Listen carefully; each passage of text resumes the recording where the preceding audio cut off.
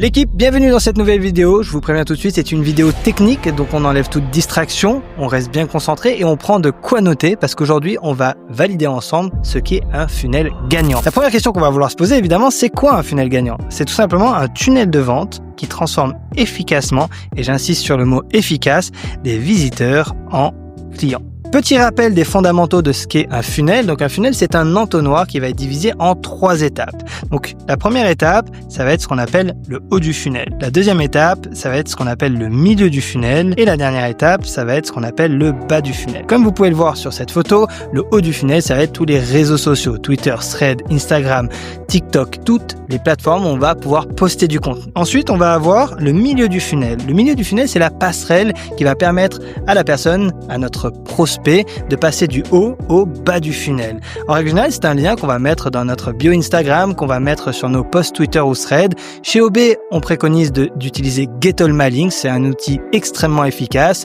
qui vous permet surtout de traquer tout ce qui se passe en back-end. Pas de décision émotionnelle, que des décisions data. Donc, on va aller au bas du funnel, là où les personnes vont nous donner de l'argent, votre OnlyFans ou Mime selon la plateforme que vous choisissez. Un petit peu de contexte pour cette vidéo. On va imaginer que vous venez de signer un modèle et vous souhaitez la lancer sur Instagram. Petit rappel, et pas des moindres, très important que vous compreniez ça, quand vous lancez un modèle, si vous démarrez, c'est votre premier lancement, ou que vous signez un deuxième modèle et que vous allez la mettre sur une plateforme, vous devez toujours fonctionner de la même manière. Un modèle sur un funnel avec une seule stratégie. D'accord? Ne changez pas ça. Évidemment, je vous vois venir. Pourquoi ne pas faire du multi-funnel dès le départ? Donc, pour ceux qui ne savent pas ce que c'est du multi-funnel, c'est tout simplement l'idée de croire que on a un compte principal Instagram et on va créer des comptes secondaires. Et l'idée derrière ça, en fait, c'est de vouloir faire plusieurs comptes, poster 2-3 fois par jour sur ces comptes secondaires pour envoyer plus de trafic sur le compte principal. Mais le problème, c'est qu'on prend le problème à l'envers en faisant ça. Comme souvent dans ce business, on brûle les étapes. Parce qu'il faut que vous compreniez une chose. Vous pourriez faire 50 comptes secondaires. Mais le problème, c'est que si vous faites des posts qui sont de mauvaise qualité, vous allez faire 0 vue sur ça, 0 vue sur celui-là, etc., etc. Donc, si vous faites 0 vue sur vos posts secondaires, vous vous doutez bien qu'il n'y a aucun trafic qui va arriver vers votre compte principal. Donc, ce qu'on veut faire en premier lieu, la première étape, c'est de valider le contenu du haut de funnel de votre compte principal.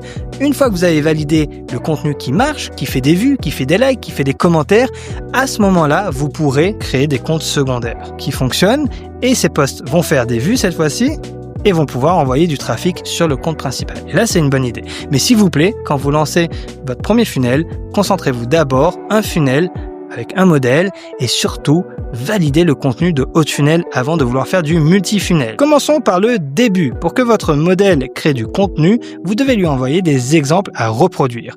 On appelle ça la veille et c'est extrêmement important pour créer du contenu de qualité. Moi, je vous préconise chaque jour 45 minutes de veille tous les jours. Ensuite, plus tard, quand vous allez prendre d'autres plateformes comme Twitter, Threads, vous pouvez faire 45 minutes peut-être une fois tous les 2 ou 3 jours et les diviser par tranches de 15 minutes. Donc 15 minutes Twitter, 15 minutes TikTok, 15 minutes Instagram, qu'importe les plateformes que vous prenez. Mon objectif, quand je fais de la veille, c'est d'enregistrer un maximum de posts inspiration que je vais diviser en 3 parties. Donc, il faut bien écouter et surtout, vous pouvez copier-coller ces stratégies quand vous allez faire votre veille. Donc, les premiers, ça va être à recopier. Le deuxième, ça va être à s'inspirer. Et le troisième, ça va être à détourner. Donc, moi, mon objectif, quand je fais de la veille, c'est d'avoir une multitude de possibilités à donner à mon modèle. Mais j'y viens tout de suite. Donc, les posts à recopier, ce sont souvent les trends. Donc, pour ceux qui ne sont pas familiers avec ce qu'est une trend, c'est tout simplement un post qui est viral et repris par plusieurs modèles dans l'écosystème. On le voit souvent, elles font la même chose avec la même musique. L'objectif avec un post viral, un post trend ou un post à recopier, vous pouvez l'appeler comme vous voulez, ça va être de tout simplement demander au modèle de le reproduire à l'identique, mais surtout très rapidement. Donc quand moi je suis en train de faire ma veille, la première chose que je fais quand je vois une trend, Save to Notion, donc c'est une petite extension Chrome gratuite que vous pouvez télécharger juste après cette vidéo, et ensuite je le mets dans mon Notion et je l'envoie directement à mon modèle. Évidemment, si vous avez une modèle latina sud-américaine, peut-être qu'elle pourra pas vous le faire le jour même, mais peut-être 2 jours après. Mais le but avec une trend, c'est toujours de surfer la trend et de pas le faire trop longtemps après parce que sinon ça a plus beaucoup d'impact. Ensuite, il y a les posts à s'inspirer. Donc là, je vais prendre un élément intéressant du post que j'ai découvert. Donc je suis en train de scroller, pareil, et là, il y a un élément qui m'a intrigué. Ça peut être le hook, donc ça va être les 3 premières secondes. C'est le stop scroller, c'est ce qui m'a fait m'arrêter sur ce post. Donc ça, pareil, je vais l'enregistrer, je vais le mettre dans mon Save to Notion et je vais mettre une note hook. Ensuite, il y a les angles. Vous pouvez le voir là entre ces 2 images, il y a une vidéo qui est très proche et l'autre, la demoiselle, est complètement de dos. Donc ça, c'est un angle. C'est très intéressant de travailler les angles aussi, pas toujours le même angle. Surtout pour le feed, ça peut donner une différente dynamique. Et ensuite, ces derniers temps, je travaille beaucoup les captions. Donc je trouve ça très intéressant les captions, surtout celles qui sont bien copyrightées, parce que c'est pas difficile de mettre des captions sur un post. Ce qui est difficile, c'est créer des captions qui donnent envie de commenter, qui donnent envie d'interagir. Et ça, c'est le secret des captions, c'est ce que personne ne comprend, c'est que les captions sont là pour faire réagir et pour finir les posts à détourner. Donc ça, je vous invite pas à passer trop de temps là-dessus au début, surtout quand vous n'avez pas l'habitude de faire de la veille, parce que ça demande un peu plus de réflexion. Mais l'idée ici, c'est tout simplement trouver des posts qui n'ont rien à voir avec l'OFM, mais qui ont un potentiel de viralité et que je pourrais détourner et adapter pour mon modèle. Donc là, si je prends l'exemple du post que j'ai piqué à Kylie Jenner, je pourrais très bien mettre le post, le compte Instagram de ma modèle ici et remplacer la photo de Kylie Jenner par la photo de ma modèle. Ça ferait un super post, je suis certain qu'il fonctionnerait. La première étape, comme je vous l'ai dit tout à l'heure, c'est de valider le contenu haut de funnel. Mais avant de valider ce contenu de haut de funnel, il faut que vous compreniez comment les êtres humains fonctionnent quand ils sont sur les réseaux sociaux. Admettons que vous ayez votre Instagram ici. Vous avez la personne, elle est en train de scroller sur IG. La première étape qu'on veut, c'est qu'elle s'arrête sur votre post. Donc, pour ça, il faut un hook. Une fois que vous l'avez hooké, cette personne, elle va certainement aller voir votre Instagram. Sur votre Instagram, elle va voir quoi? Elle va regarder votre story. Souvent, c'est ce qu'on fait. Elle va regarder vos stories à la une et elle va regarder votre feed. Cette personne considère que votre compte est agréable à regarder. Elle va s'abonner. Donc là, c'est une première victoire. La personne est passée de scrolleuse à abonnée. Et ensuite, ce qu'on veut, c'est qu'elle passe d'abonné à fan. Mais là, elle a toujours pas sorti la carte de crédit. Donc, il va falloir lui donner du contenu. Il va falloir poster régulièrement. Il va falloir toujours lui donner plus pour qu'il passe de fan à client. Tout ça ne sera pas possible si votre contenu haut de funnel n'est pas de bonne qualité, parce que dès le départ, il ne va pas s'arrêter sur votre profil. Donc, vous devez faire cette veille correctement et vous devez produire 2 semaines de contenu pour passer à la prochaine étape que je vais vous présenter maintenant, qui est de valider le contenu haut de funnel. Pour ça, on va mettre en place le framework Tavi. Donc Tavi, c'est un framework que j'ai créé qui permet d'être, encore une fois, et je vous l'ai dit au début de cette vidéo, il faut être analytique dans ce business. On ne prend pas de décision émotionnelle.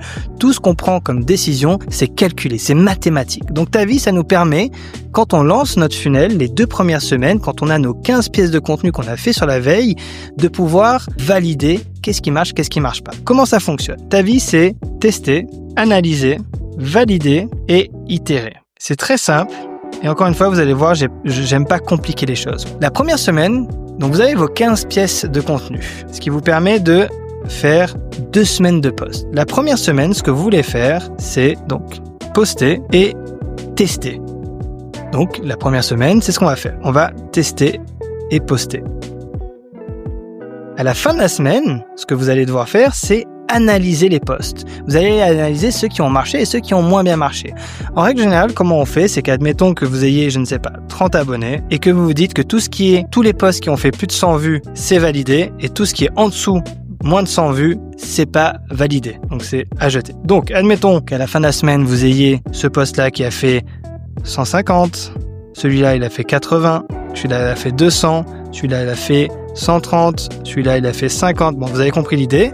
À la fin de la semaine, on va donc analyser et valider. Donc là, on a testé la première semaine, on a posté 7 contenus très différents et on revient à ce que je vous ai expliqué tout à l'heure. Il faut plein d'angles différents, des hooks différents, des approches différentes, des posts avec des captions. On veut pas 15 posts exactement pareils, parce que sinon vous n'avez aucune possibilité de savoir ce qui marche ou ce qui ne marche pas auprès de votre audience. Encore une fois, c'est pas vous qui décidez, c'est le public. Donc, ce qu'on va faire, c'est qu'on va garder celui-là, on va pas garder celui-là, on va garder celui-là et on va pas garder celui-là et ainsi de suite. Donc, vous allez enlever ce qui marche pas et garder ce qui marche. Donc là, vous avez testé vous avez analysé et vous avez validé ce qui marche. La dernière étape, c'est itérer. Ça veut dire que la deuxième semaine, vous allez prendre ce qui marche et les remettre dans la deuxième semaine et tester des nouveaux formats que vous n'avez pas testés la semaine d'après et continuer. Vous voyez, c'est pas compliqué. Mais encore une fois, si vous voulez une agence qui soit rentable, si vous voulez une agence qui fasse de la croissance, il faut réfléchir de manière analytique. Chaque agence qui l'a implémenté a eu du succès. Donc, copier, coller, implémenter les amis. Ce que je viens de vous présenter aujourd'hui, l'équipe, c'est la première étape pour valider son funnel gagnant. Alors c'est une petite vidéo, j'ai envie d'en faire une série, mais je suis pas certain que ça va vous plaire. Donc ce que je vous propose, c'est que si vous souhaitez que je fasse une vidéo qui présente la deuxième étape pour valider un funnel gagnant, commentez Let's go dans les commentaires et je me ferai un plaisir de vous faire la deuxième partie très rapidement. L'équipe, c'était Vadim, à la prochaine, ciao.